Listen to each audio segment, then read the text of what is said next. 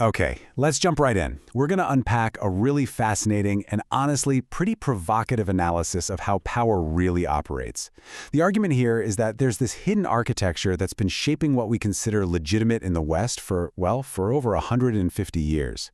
You ever look at a big institution, a university, a scientific organization, even a government, and just wonder, why do they act so weirdly sometimes? Like totally contradictory. One minute they're all about free speech, but the second it gets tough, they kind of back down. Or they'll talk a big game about safety, but then not actually enforce it. What's up with that? Well, the analysis we're digging into today makes a really bold claim. It says that this inconsistency, it's not a bug, it's not a flaw, it's a feature. It's the system working exactly the way it was designed to, following a playbook that was locked in more than a century ago. So to get our heads around this, we need to understand this key concept, the prestige network. Now, this isn't some secret club, plotting in a dark room. Not at all.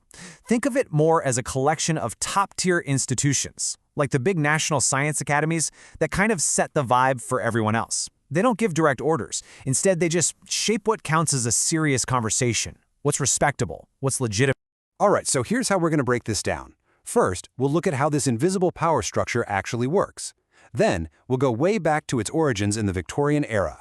After that, we'll see how it made the leap from just science to social policy. Then we'll bring it to the present day and see how this analysis says the same pattern is playing out right now. And finally, we'll wrap up with what this all means in the big global game of influence.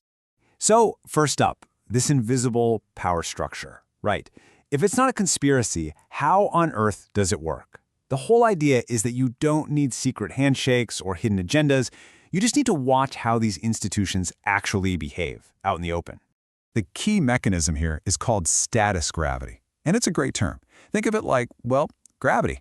You have these huge, prestigious institutions, like the Royal Society, for example, at the very top, like a sun. And then you have all the other downstream institutions, universities, think tanks, even the media, orbiting around them. To seem legitimate, to be taken seriously, they naturally align themselves with the signals coming from the top. Nobody has to send a memo. They're just pulled into that orbit by the sheer force of prestige. Okay, so where did this whole playbook even come from? According to this analysis, we have to go back in time, all the way back to the 1860s. The world was watching the absolute chaos of the American Civil War, and this created a huge demand for a new way to make sense of things, a new source of authority. And right on cue, a revolution in science was happening that was more than ready to step up. And this is where we get to the core move, the two-step playbook. It's simple but really powerful. Step 1, export causality. You take a messy problem like the Civil War and you blame it on someone else's immaturity or lack of control. Step 2, import stewardship. After you've diagnosed the problem over there, you position yourself as the calm, rational grown-up in the room, the one who's needed to manage the mess. So you see, they export the blame and they import the power. And a group that this analysis points to as the masterminds of this playbook is the X Club. Get this, formed in 1864. It was just 9 super influential British scientists. They weren't an official committee or anything, but they were a powerhouse inside the famous Royal Society. And their goal? To make sure Charles Darwin's new theory of evolution became the single most important way of explaining, everything. Okay, but here's where it gets really, frankly, pretty jarring. It's about how this newfound scientific authority was actually used. This quote here is from T.H. Huxley, a key guy in the X Club, and he wrote it right after the Civil War ended.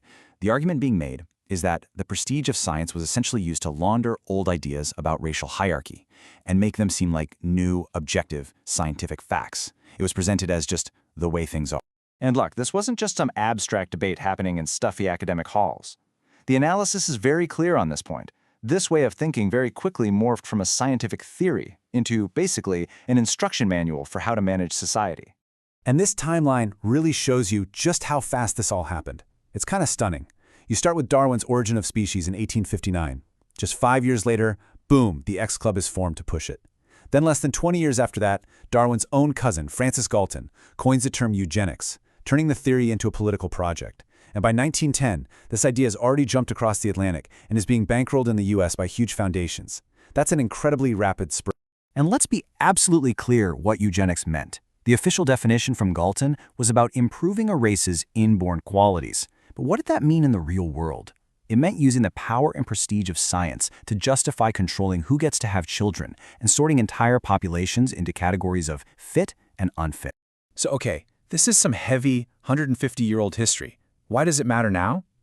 Well, this is the core of the entire argument. This pattern isn't just history. It's not over. The idea is that it's a recurring process. Think of it like an old operating system that's still running on our modern computers. The analysis points to modern groups like ALLEA, which is a big federation of European science academies, as today's version of this prestige network. Now, on the surface, they look like neutral bodies for scientists to collaborate, which is great, but the argument is that they're also playing that same old role, setting the norms and defining what counts as responsible debate on the world stage. And this comparison here really nails the point about that echo. Back in the Victorian era, the diagnosis was, the US is violent because it's immature. The modern diagnosis, as the analysis frames it, is US tech innovation is reckless and needs mature ethical supervision, often from Europe. Do you see it? It's the exact same pattern. Export the blame, import the stewardship. Let's take AI governance. It's a perfect modern example. You have the UK and the EU leading the charge on creating these global AI ethics rules. According to this analysis, what's really happening? They're exporting the cause of the risk, blaming it on unregulated American tech, while importing the stewardship and control through their own regulatory panels. And what happens next? American companies feel that pressure. They have to conform to these rules to be seen as responsible players.